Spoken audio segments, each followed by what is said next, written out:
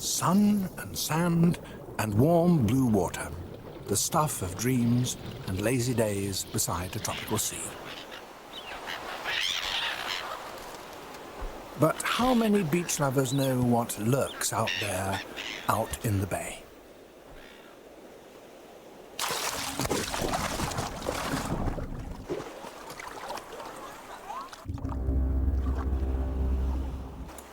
The beach is more than sand and suntan oil. Water no deeper than a swimming pool can hide the unexpected.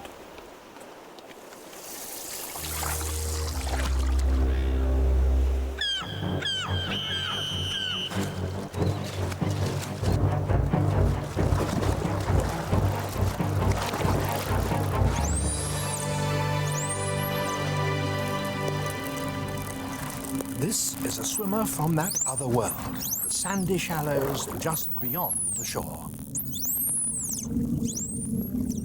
It will be our guide to this watery land, to drowned deserts where living forests sway, sunlit fields of grass where mermaids swim, a realm where reality can be as strange as myth.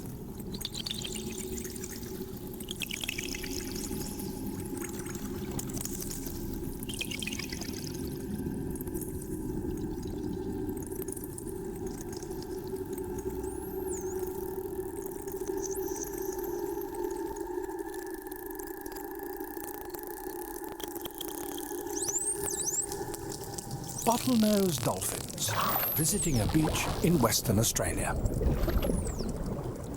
Along this narrow strip of sand, two worlds meet.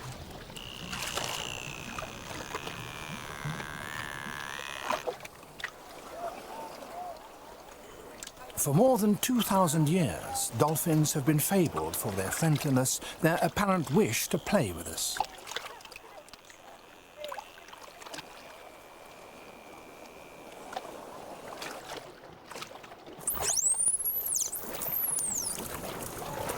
A privileged encounter such as this is the closest most of us ever get to the life of the sea. Legends tell of dolphins carrying people on their backs. Today, they'll carry us on a journey to the shallow seas that lie along the shore. Bays like this lie between beach and reef throughout the tropics. If coral reefs are the rainforests of the ocean, these sandflats are the deserts. And those dark patches are the grasslands, the savannas. The water here is barely deep enough to drown in, but it's far from lifeless. Stingrays, hunters. But what is there to hunt? The seafloor looks almost sterile. Tourists pass it by without a glance on their way to the reefs beyond.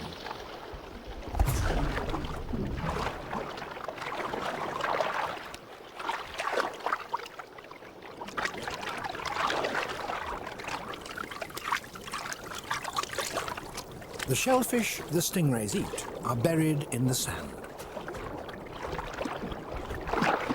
In some ways, these open sandflats are just as hostile as a true desert. They're scoured by tidal currents, baked by the sun.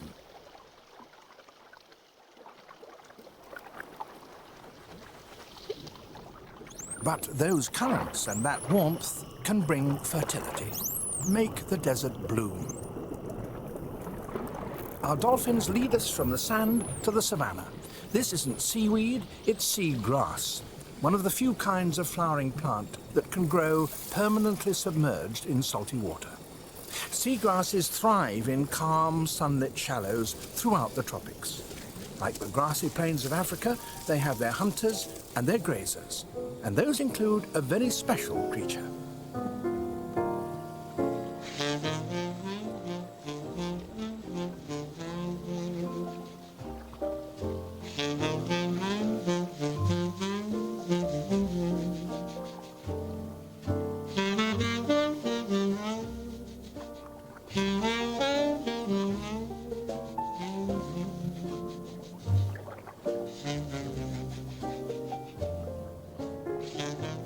fevered imaginations of sailors too long at sea, this was a mermaid, though the aboriginal name of sea pig seems more appropriate.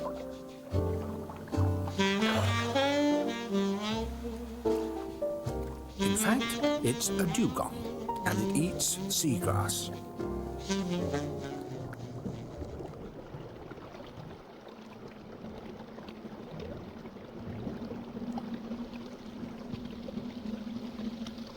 This submarine savanna has predators too, a sea snake.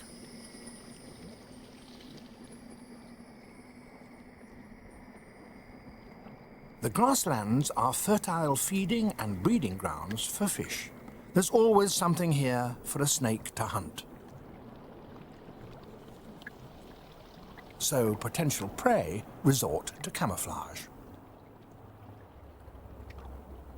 The honeycomb pattern of a boxfish breaks up its outline, helps it merge with its seagrass surroundings.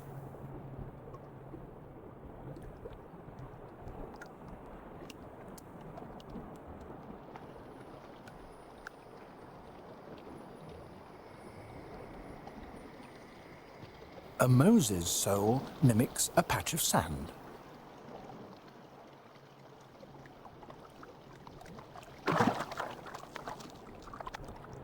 There seems no limit to the forms a fish can assume.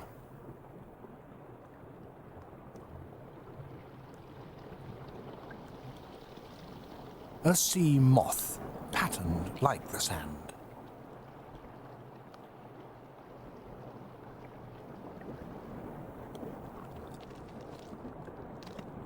And a scorpionfish, sprouting fins and flaps of skin like a clump of seagrass.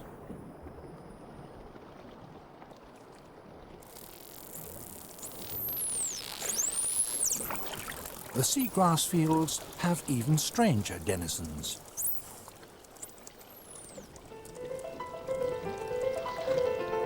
Like Medusa's snaky tresses, a living forest rises from the grass.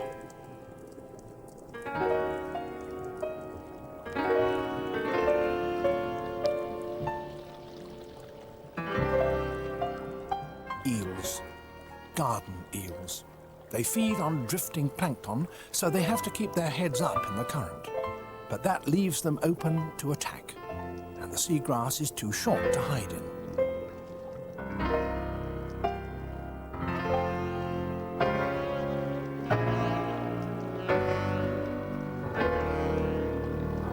The answer is a bolt hole. When danger threatens, the eels sink down out of sight. Not that dugongs pose a threat. They may eat the occasional mollusk or sea pen, but they live almost entirely on seagrass roots.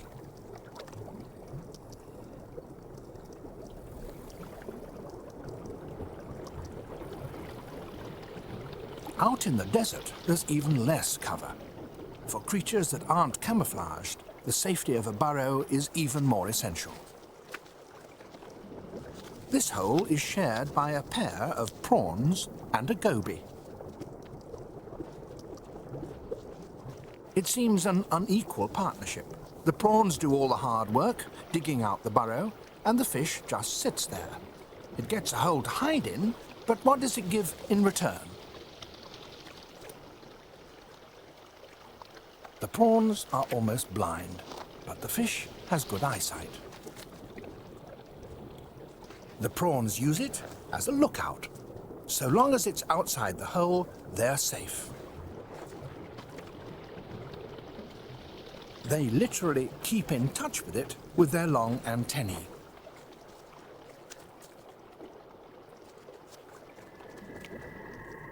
When danger threatens, the goby sees it coming, and all the partners take refuge in the burrow.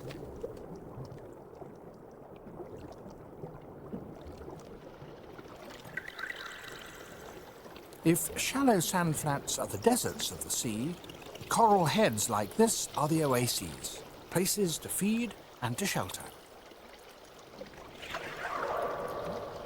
Coral heads support their own community, creatures that wouldn't survive out on the sands.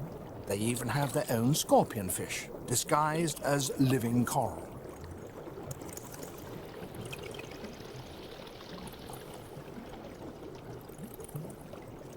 Coral heads attract hunters.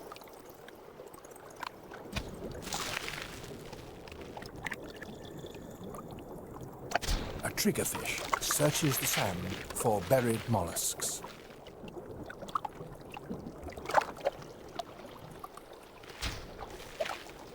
A well-directed jet of water can blow their cover.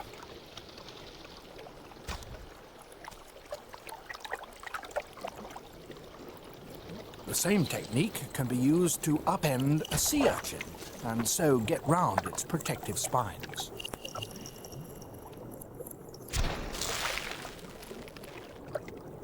This time the urchin escapes, but perhaps a broomtail wrasse will succeed where the triggerfish failed.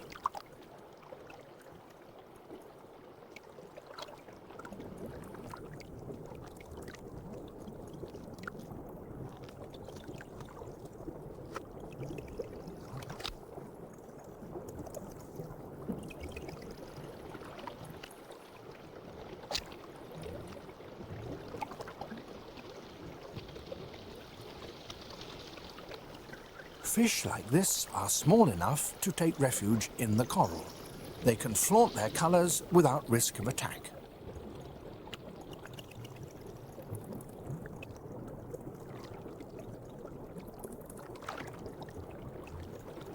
The brazen display attracts a mate.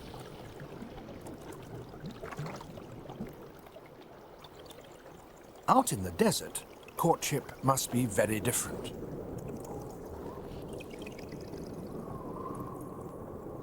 These are peacock flounders, flattened miracles of sandy camouflage.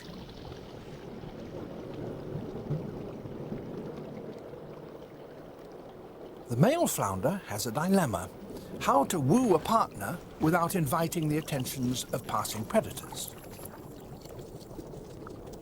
His secret weapon in this stealthy dance is a flamboyant dorsal fin, invisible at rest but highly conspicuous erect.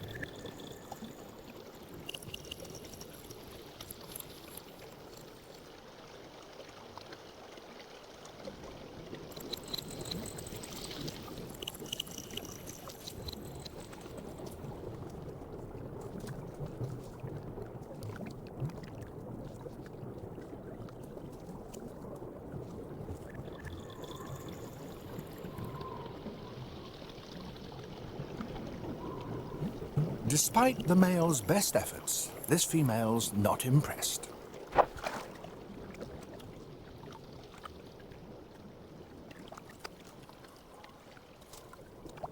When spotted dolphins are hunting, the flounder's camouflage is tested to the limit.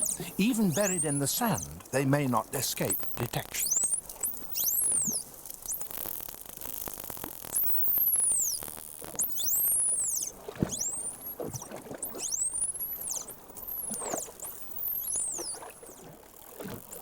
Just a mouthful for a dolphin, but the last dance for a flounder.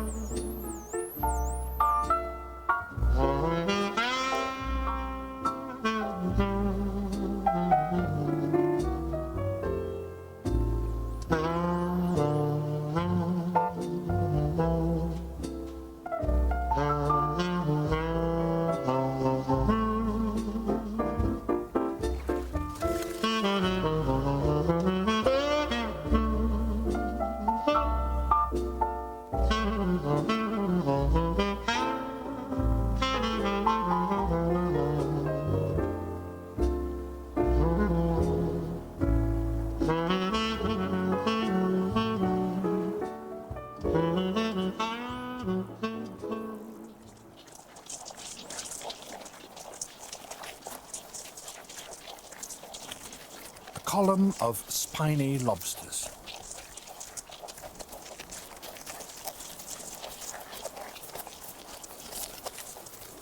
Just as tanks in the desert are vulnerable to attack from the air, so even the heaviest crustacean armor can be penetrated.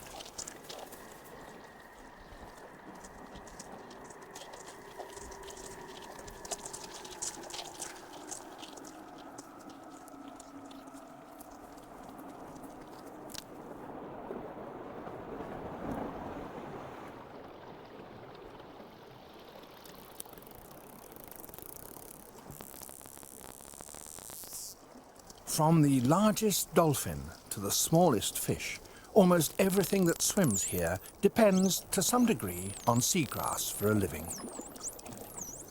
There are a dozen kinds of seagrass, and in these shallow sunlit waters they grow fast, turning the sun's energy into food for grazers such as goatfish and rabbitfish.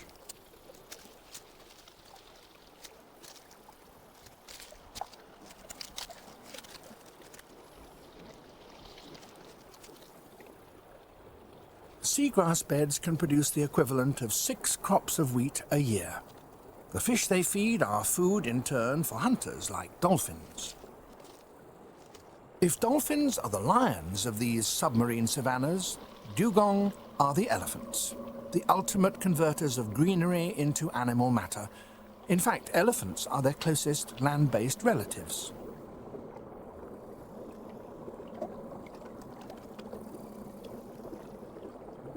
Compared to other grazers of these underwater meadows, dugongs are giants.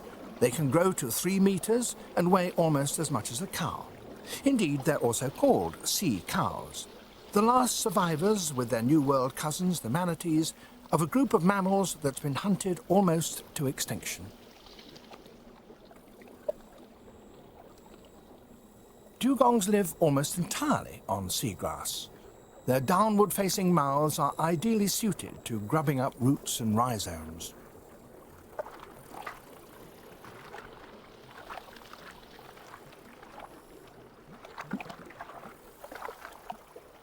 A heavy skeleton provides the ballast to keep them on the bottom. The 30 meters of gut they need to digest all that vegetation account for their portly appearance. To the sailors of times past, dugongs with their mermaid tails were sirens, enchantresses whose songs lured ships to destruction in the shallows. But to the Aboriginal people of Australia, the dugong sings a different song.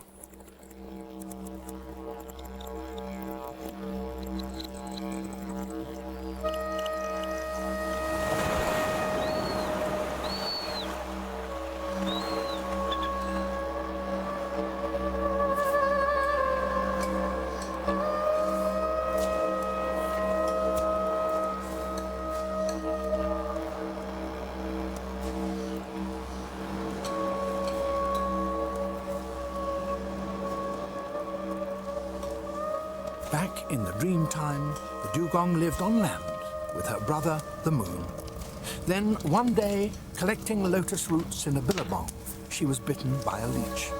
She took refuge in the sea, leaving the moon alone with his reflection.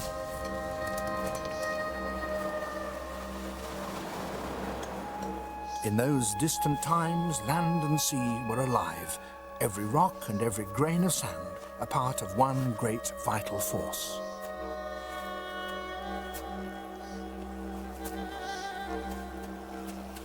Even today, the sand can still come to life, as hatchling turtles head for the sea and the seagrass that will be their nursery.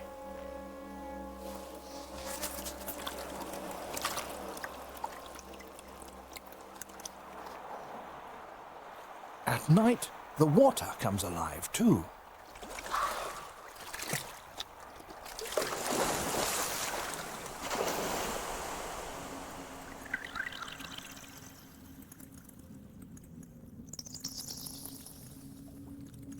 Infant seahorses prance in the plankton.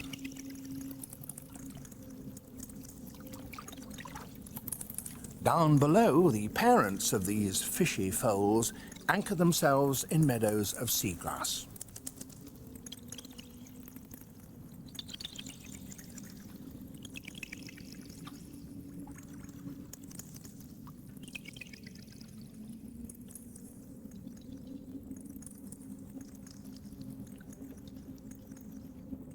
Even more curious, a sea dragon, a miniature monster hunting the grassy glades for tiny crustaceans.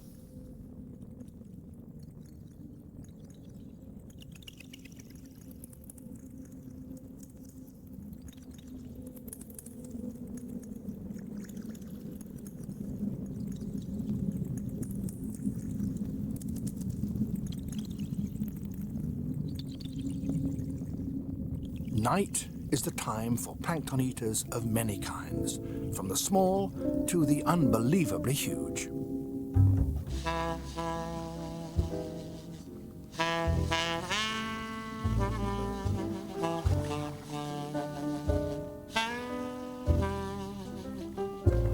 A manta ray.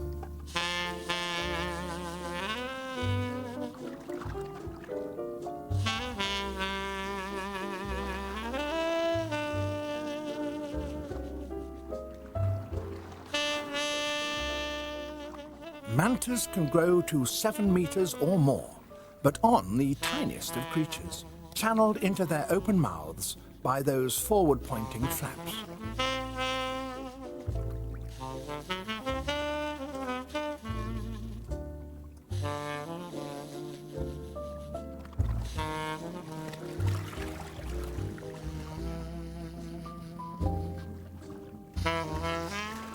At dawn, the manta's dance will end.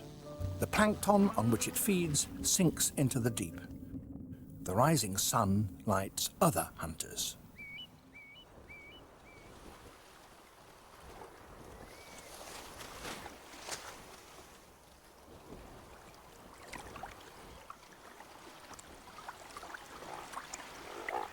On a falling tide, some of the sand flats are exposed. Roosting places for pelicans.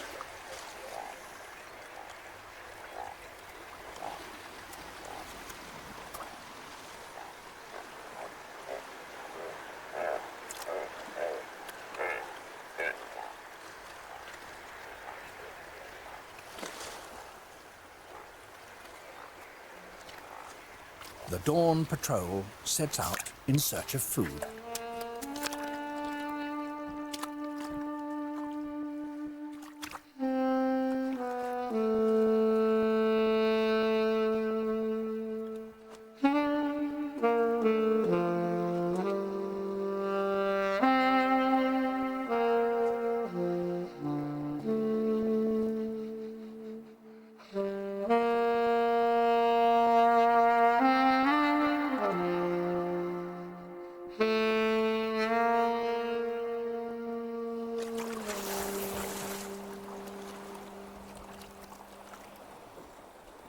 At low water, the coastal shallows are even shallower.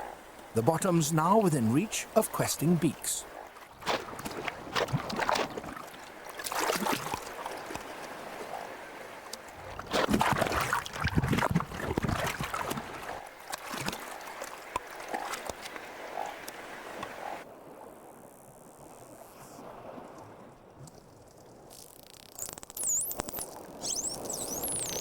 Pelicans share their hunting grounds with dolphins, drawn here by the wealth of fish around the seagrass.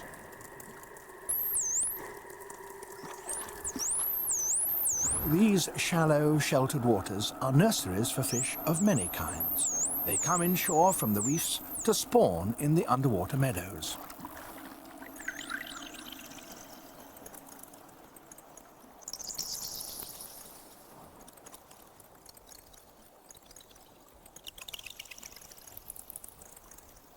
For a dolphin, the seagrass fields give easy pickings. The fish may be small, but their numbers are huge.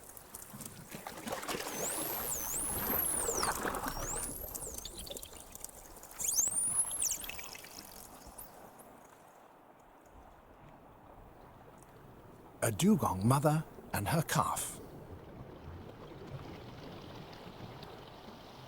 Dugongs can live for 70 years or more. Females don't give birth until they're at least 10 years old.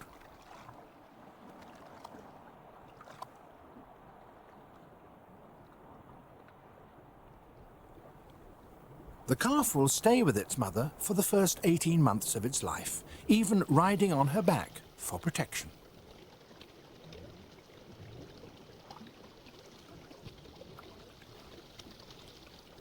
Dugongs are tied to the warm and shallow waters where the seagrass grows. It's the mainstay of their diet. Dolphins too use the seagrass savannas to breed. There's less risk from sharks away from the deep water. But as fish eaters, they're free to roam where they will.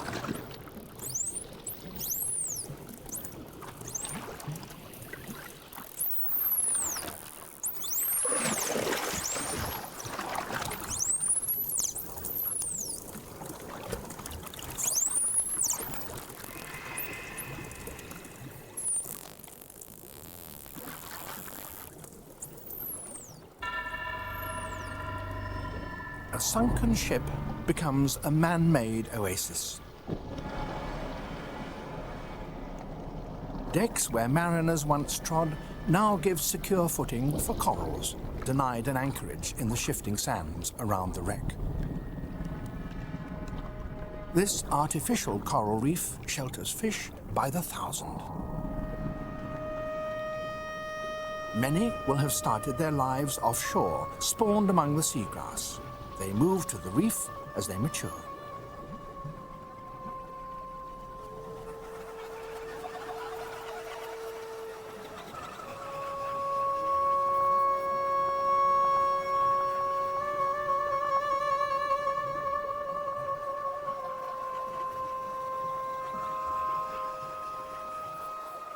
Coral reefs support a richness of life unrivaled in the tropical seas. That richness owes much to the fertility of the bays behind the reefs, the warm and sheltered nurseries of the sea grass. Less spectacular perhaps, but a vital part of the economy of the ocean.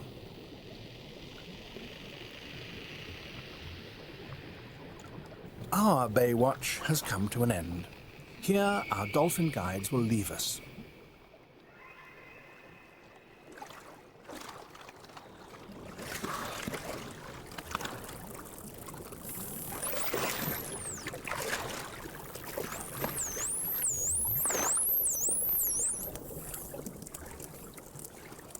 The dolphins swim on, out into the blue.